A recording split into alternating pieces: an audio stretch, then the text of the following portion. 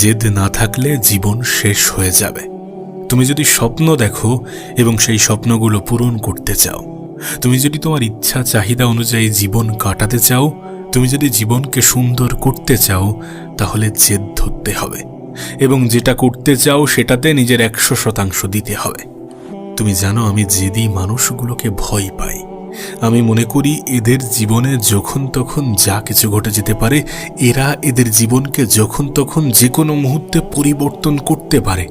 তুমি অনেকবার শুরু করেছো, অনেকবার চেষ্টা করেছো, কিন্তু সেটাকে শেষ করনি। তোমার সমস্যা ট্যালেন্ট নয়, তোমার সমস্যা অলসতা নয়, তুমি জেদ ধরো না। জেদ অন্য জায়গায় কাজে লাগানোর পরিবর্তে নিজের জীবনকে সাজানোর ক্ষেত্রে, নিজের জীবনের সফলতা আনার জন্য জেদ ধরাটা প্রয়োজন। আমরা যে বলি না যে পজিটিভ থাকো, নিজের উপরে বিশ্বাস রাখো, এগুলো করলে সফলতা পেয়ে যাবে, না। শুধুমাত্র পজিটিভ থাকলাম, নিজের উপরে বিশ্বাস রাখলাম, এটা করে কখনো সফলতা আসে না। সফলতা আনার জন্য কিছু করতে হবে এবং সেটার উপরে অটুট থাকতে হবে যে শেষ পর্যন্ত এটাকে আমি করব। এটা আমার জেদ যে আমি করব মানে করব, এমন জেদি হওয়াটা প্রয়োজন। এই পৃথিবীতে দুই ধরনের মানুষ আছে। এক ধরনের মানুষ কষ্ট পেলে বলে যে আমার দ্বারা হবে না, আর এক ধরনের মানুষ কষ্টগুলোকে সহ্য করে এবং জেদ ধরে বসে থাকে যে হ্যাঁ, শেষ পর্যন্ত করতে হবে, তাতে যতই কষ্ট আসুক, যতই সমস্যা আসুক, যতই প্রবলেম আসুক না কেন। আজ যদি তুমি তোমার জীবনের দিকে তাকাও, তাহলে দেখতে পাবে অনেক স্বপ্ন ছিল, অনেক প্ল্যান ছিল, কিন্তু সেগুলো একটা জায়গায় এসে থেমে গেছে যেখান থেকে কষ্ট শুরু হয়েছে। আর এই জায়গাতে এসেই 90% মানুষ হেরে যায়। কারণ সবাই তো সফল হতে চাই, কিন্তু কেউ ব্যথা সহ্য করতে চায় না। দেখো, সফলতার রাস্তা অতটা মসৃণ নয়। এখানে নিঃসঙ্গতা আছে, এখানে একাকিত্ব আছে, এখানে অপমান আছে, এখানে সমালোচনা আছে, এখানে পরনিন্দা পরচর্চা সব কিছু আছে। আর এই সব কিছুকে কাটিয়ে ওঠার জন্য যে জিনিসটার প্রয়োজন পড়ে সেটা হচ্ছে জেদ এবং ধৈর্য। দেখো, জেদ মানে চিৎকার চেঁচামেচি নয়, জেদ মানে জোর করে চাপিয়ে দেয়া নয়, জেদ মানে কারোর সাথে তর্ক করা নয়, জেদ মানে কারোর সাথে প্রতিযোগিতা নয়, জেদ মানে ভিতরে ভিতরে নিজের সাথে একটাই কথা বলতে থাকা যে আমি থামব না। আমরা আমাদের জীবনে একটা ভুল প্রায়ই করি। আমরা মনে করি যে আমাদের হাতে এখনো সময় আছে। সময় আছে, কিন্তু এই সময় আমাদের জন্য অপেক্ষা করছে না। সময় কখনো কারোর জন্য অপেক্ষা করে না। এই পৃথিবীতে প্রত্যেক দিন হাজার হাজার মানুষ সফলতা পাচ্ছে, যাদের কাছে তোমার থেকেও কম সুযোগ আছে, কম টাকা আছে, কম সাপোর্ট আছে, কিন্তু তাদের কাছে যেটা আছে সেটা হচ্ছে জেদ, যে না, আমি করবই, আমি করে দেখাবই। এবং জেদ যে কোনো কারণে তৈরি হতে পারে। তুমি অতীতে কখনো না কখনো কারণ না কারোর কাছ থেকে আঘাত পেয়েছো, সেটা থেকে তোমার জীবনে জেদ আসতে পারে। অপমান, অবহেলা, সমালোচনা, দায়িত্ব, অভাব, অনাটন, যে কোনো কারণে মানুষের জীবনে জেদ আসতে পারে, কিন্তু নিজের জেদের উপরে অটুট থাকতে হবে। এটা করব ভেবেছি মানে করব, এটা আমার মাথায় এসেছে, এটা করতে হবে মানে করতে হবে, যে কোনো প্রকারে, যে কোনো উপায়ে, যে কোনোভাবে করতেই হবে। না, কাউকে জানানোর দরকার নেই, কাউকে কোনো কিছু বলার দরকার নেই, কাউকে কোনো কিছু বোঝানোর দরকার নেই। তুমি চুপচাপ নিজের উপরে কাজ করে যাও, গোপনে কাজ করে যাও।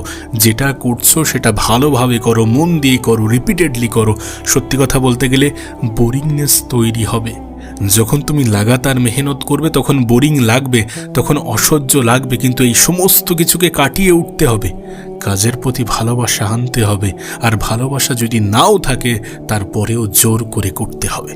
করতে হবে মানে করতে হবে, কোনো অজুহাত চলবে না, কোনো অলসতা যেন প্রশ্রয় না পাই।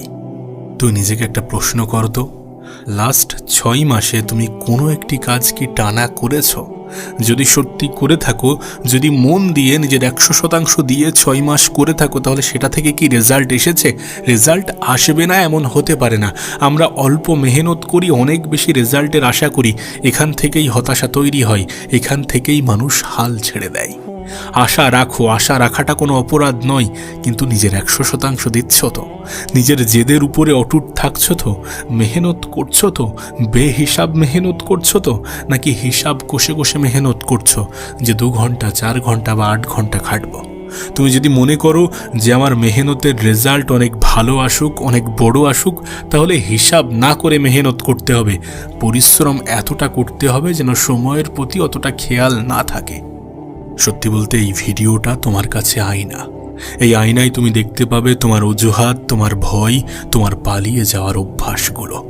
এই যে আমরা প্রতিনিয়ত সময়ের অপচয় করে যাই, আজ নয় কাল করব, এই যে নিজেকে আমরা মিথ্যা আশ্বাস দিয়ে যাই, এটার কারণে একটা সময় আসবে যখন শুধুমাত্র অনুশোচনাই অবশিষ্ট থাকবে, যখন শুধুমাত্র আফসোস অবশিষ্ট থাকবে। নিজেকে ভুল বুঝিও না। নিজে যেমন নিজের জীবনে কোনো কিছু করার জন্য জেদ ধরতে হবে, ঠিক তেমনই যেটা সঠিক, যেটা সত্য, যেটা বাস্তব, সেটা নিজেকে বলতে হবে। নিজেই নিজের কাছে সৎ থাকতে হবে।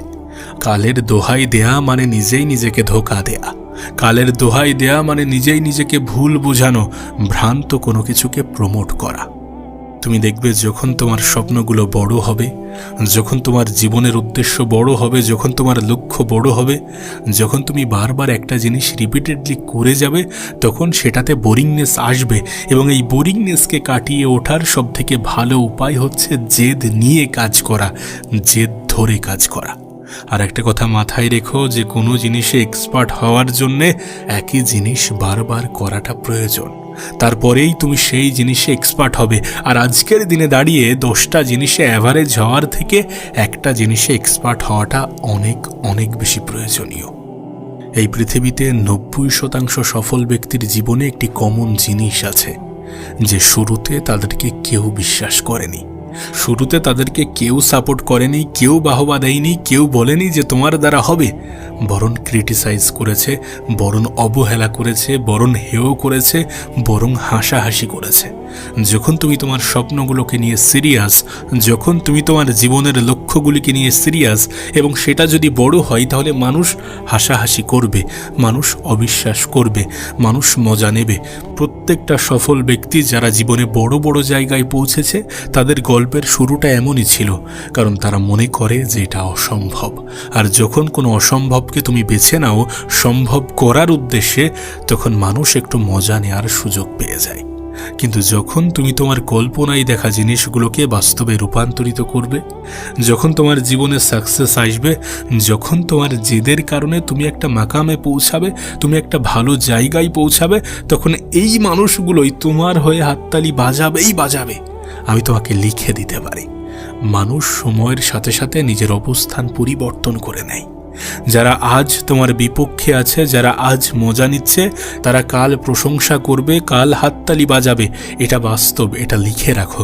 যদি আমার উপরে বিশ্বাস না থাকে, তুমি আজ যাদের গল্প শোনো, যাদের গল্প শুনে তুমি অনুপ্রাণিত হও, যাদেরকে তুমি নিজের ইন্সপিরেশন মনে করো, তারা কিন্তু একটা সময় আগে ওই ছেলেটা বা ওই মেয়েটা ছিল যাদেরকে হেয় করা হতো, যাদেরকে বলা হতো যে তুমি পারবে না, তোমার দ্বারা হবে না, তোমার দ্বারা সম্ভব নয়। এ বিষয়ে কোনো সন্দেহ নেই যে সফল ব্যক্তিদের শুরুর গল্পটা কুৎসিতই হয়। আজকের দিনে দাঁড়িয়ে যখন সবাই দিকভ্রষ্ট, পথভ্রষ্ট, লক্ষ্যভ্রষ্ট, আজকের দিনে দাঁড়িয়ে যখন সবাই সোশ্যাল মিডিয়াতে স্ক্রলিং করতে ব্যস্ত, তখন তুমি যদি একটু জেদ ধরে পরিশ্রম করো না, তখন তুমি যদি একটু এক্সট্রা এফোর্ট দাও না, তুমি দেখবে তুমি কতটা এগিয়ে গিয়েছো। আজ আমরা মনে করছি যে প্রতিযোগিতা অনেক বেশি, হ্যাঁ প্রতিযোগিতা অনেক বেশি, কিন্তু যারা তোমার প্রতিযোগী তারা সবাই ডিস্ট্র্যাক্টেড। আর তোমাকে এই ফায়দাটাই তুলতে হবে জেদ ধরার মাধ্যমে, পরিশ্রম করার মাধ্যমে, অন্যদের মতো ডিস্ট্র্যাক্ট না হওয়ার মাধ্যমে। তোমার মেন্টালিটি হওয়া উচিত যে আমি থামবো না, আমি হার মানবো না। তোমার শুরুর দিকে তোমাকে একা থাকতে হতে পারে, অনেক অপমানগুলোকে সহ্য করতে হতে পারে, অনেক কিছু মেনে নিতে হতে পারে, অনেক পরিস্থিতিতে মানিয়ে নিতে হতে পারে। রেজাল্ট ভালো না আসলেও আবার চেষ্টা করতে হতে পারে। এই জায়গাগুলোতেই সবাই হেরে যায়। আর যখন তুমি এই সকল ক্ষেত্রে নিজেকে স্ট্রং বানাবে, নিজেকে মজবুত বানাবে, তখন তুমি আলাদা মানুষ হয়ে উঠবে। আর আলাদা মানুষ হওয়াটা প্রয়োজন আলাদা কিছু করে দেখানোর জন্য। তুমি নিজেও এটা জানো যে এই যাত্রা পথে অনেক বেশি কষ্ট হবে, আর এই কষ্টগুলোকে যখন তুমি সহ্য করতে শিখে যাবে, তখন তুমি অন্যরকম একটা আনন্দ অনুভব করবে। যখন তোমার রেজাল্ট আসতে শুরু করবে, যখন তোমার অপমান করা মানুষগুলোকে তোমাকে প্রশংসা করতে শুরু করবে, তখন তোমার মুখে এক অন্যরকম হাসি ফুটতে শুরু করবে। যখন তোমার পরিবারের মানুষ, তোমার বাবা মা তোমাকে নিয়ে প্রাউড ফিল করবে, তখন তুমি ভিতর থেকে একটা শান্তি অনুভব করবে। কষ্ট না করলে কেষ্ট মেলে না, এ লাইন তুমি নিশ্চয়ই শুনেছ। এই লাইনটি কেউ বলেছে, নিশ্চয়ই এই কথাগুলির মধ্যে যুক্তি আছে। রেজাল্ট পেতে গেলে মেহনত করতে হবে, অনেক বেশি সহ্য করতে হবে, অনেক বেশি লড়াই করতে হবে। এই পৃথিবী এমন একটা ক্ষেত্র যেখানে সবাই তোমাকে সাহায্য করতে এগিয়ে আসবে না। তোমাকে নিজে থেকে লড়তে হবে, নিজে থেকে চেষ্টা করতে হবে, নিজের উপরে বিশ্বাস রাখতে হবে, জেদ ধরতে হবে। তোমার তো চিন্তা ভাবনা হওয়া উচিত, হোক দেরি আমি ছাড়ব না, হোক কষ্ট আমি ছাড়ব না, আসুক দুঃখ আমি হতাশ হব না। এই জেদগুলো ধরতে হবে। এইভাবেই তো নিজেকে পরিচালনা করতে হবে। তুমি কি মনে করো সফল ব্যক্তিরা আজ যে পারফরমেন্সগুলো তাদের জীবনে দিচ্ছে, তারা কি তাদের শুরুর দিকে এতটা ভালো পারফরমেন্স দিয়েছে? না, কেউ পারফেক্ট ছিল না, কিন্তু তারা চেষ্টা চালিয়ে গিয়েছে। তারা থামেনি, তারা হার মানেনি। তারা জানে যে প্রত্যেকটা দিন পারফেক্ট হবে না, কিন্তু প্রত্যেকটা দিন পরিশ্রম করতে হবে। তারা জানে যে আমরা সব কিছু একদম পারফেক্ট করতে পারবো না, কিন্তু তারপরেও করতে হবে। সুন্দর করতে করতে যাতে সময় না হারিয়ে যাই, এই সকল বিষয়গুলোতে খেয়াল রাখতে হবে। তুমি যদি খেয়াল করো তাহলে দেখবে আমরা আমাদের জীবনে অনেক কিছু শুরু তো করি, কিন্তু সেটাকে কন্টিনিউ করতে পারি না, সেটাকে শেষ করতে পারি না। আর এটাই সব থেকে বড় কারণ একজন মানুষের জীবনের ব্যর্থতার, একজন মানুষের জীবনে বিফল হওয়ার। যেটাকে করবে বলে ভাবছো সেটা শুরু করো।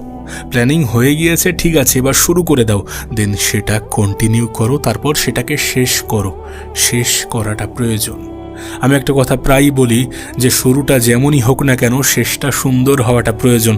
আর শেষটা সুন্দর তখনই হবে যখন তুমি তোমার বিশ্বাস নিয়ে হার না মেনে লড়াইটা চালিয়ে যাবে। অনেক বাধা আসবে, অনেক বিপদ আসবে, অনেক প্রতিকূল পরিস্থিতির মধ্য দিয়ে জীবন অতিবাহিত করতে হবে, কিন্তু চেষ্টাটা চালিয়ে যেতে হবে। তুমি দেখবে আমরা শুরুতে অনেক বেশি মোটিভেটেড ফিল করি, আমরা শুরুতে অনেক বেশি আগ্রহী থাকি, কিন্তু সময়ের সাথে সাথে যখন বোরিংনেস আসে, যখন ব্যর্থতা আসে, তখন আমরা হাল ছেড়ে দিই। তখন মনে করি আমার দ্বারা আর হবে না। এই যে ভ্রান্ত ধারণা নিয়ে তুমি বসে আছো, এটা তুমি তোমার নিজের সাথে কি অন্যায় অপরাধ করছো না? জেদি হয়ে দেখো না। তুমি শুরুর দিকে যতটা আগ্রহী ছিলে, যতটা মোটিভেটেড ছিলে, সবসময় তেমনটা থাকবে না। কিন্তু তুমি যদি শুরু থেকেই জেদ ধরে কাজ করো যে আমি করব, যাই হয়ে যাক আমি করব বলেছি মানে করব, তাহলে তুমি শেষ করতে পারবে। তাই জেদি হওয়াটা প্রয়োজন। নিজের কাজের সমাপ্তি পর্যন্ত পৌঁছানোর জন্য জেদি হওয়াটা প্রয়োজন। জেদ জিনিসটা কেমন জানো? মোটিভেশন শেষ হয়ে যাওয়ার পরেও কাজকে চালিয়ে নিয়ে যাওয়া। মোটিভেশন নেই, কাজে আগ্রহ নেই, কিন্তু তারপরেও তুমি কাজ করছো। এটা কখন সম্ভব জানো? যখন তোমার জেদ আছে যে আমি করব বলেছি মানে করবই করব। ছোটবেলায় যেমন আমরা বাবা মায়ের কাছে জেদ করতাম যে আমার এটা লাগবে মানে লাগবেই, এটা আমার দিতেই হবে, ঠিক তেমনই জেদ ধরতে হবে আমাদের জীবনে কোনো কিছু হাসিল করার জন্য, বড় স্বপ্নগুলো পূরণ করার জন্য। আমরা চাই আমাদের জীবনটাকে সুন্দর করে সাজাতে, কিন্তু আমরা শেষ পর্যন্ত পৌঁছাতে পারি না। আর শেষ পর্যন্ত পৌঁছাতে পারি না তার কারণ আমরা অল্পতেই ভেঙে পড়ি, অল্পতেই হতাশ হয়ে পড়ি। আচ্ছা, তোমার কি মনে পড়ে শেষ কবে তুমি এমন কিছু করেছো যেটা তোমার করতে মোটেই ভালো লাগছে না বা ভালো লাগেনি, কিন্তু তারপরেও তুমি করেছো? সপ্তাহের প্রত্যেকটা দিন বা মাসের প্রত্যেকটা দিন কিন্তু কাজে আগ্রহ লাগবে না, কাজ করতে ভালো লাগবে না। অনেক সময় বোরিংনেস আসবে, অনেক সময় কাজ থেকে ফাঁকি দিয়ে অন্য কিছু করতে ইচ্ছা হবে, সোশ্যাল মিডিয়াতে স্ক্রলিং করতে ইচ্ছা হবে, একটু এনজয় করতে ইচ্ছা হবে। কিন্তু এই সব কিছু থেকে নিজেকে সেপারেট করার জন্য যে জিনিসটা প্রয়োজন সেটা হচ্ছে জেদ।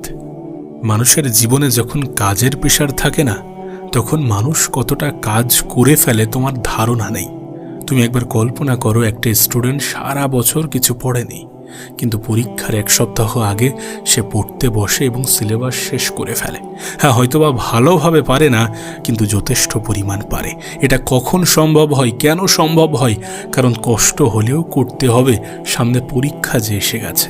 ঠিক তেমনভাবে জেদ আমাদেরকে এটাই শেখায়, এটাই বোঝায় যে কষ্ট হলেও করতে হবে, বোরিং লাগলেও করতে হবে, অনেক সময় মন না বসলেও করতে হবে। আর এটাই সফল ব্যক্তিদের জীবনের সিক্রেট, যে তারা প্রত্যেকটা দিন পারফেক্ট হবে না জেনেও প্রত্যেকটা দিন পরিশ্রম করে। আর আমাদেরকে সেটাই করতে হবে, লাগাতার চেষ্টা চালাতে হবে, প্রতিনিয়ত খাটতে হবে, নিজেকে সময় দিতে হবে, কাজের প্রতি অলসতা অনীহা আসলেও করে যেতে হবে। আর এটা তখনই সম্ভব যখন তুমি বলবে যে আমি থামবো না, আমি হার মানব না, আমি করে দেখাবো। আমি আমার স্বপ্ন, আমি আমার লক্ষ্যের প্রতি অটুট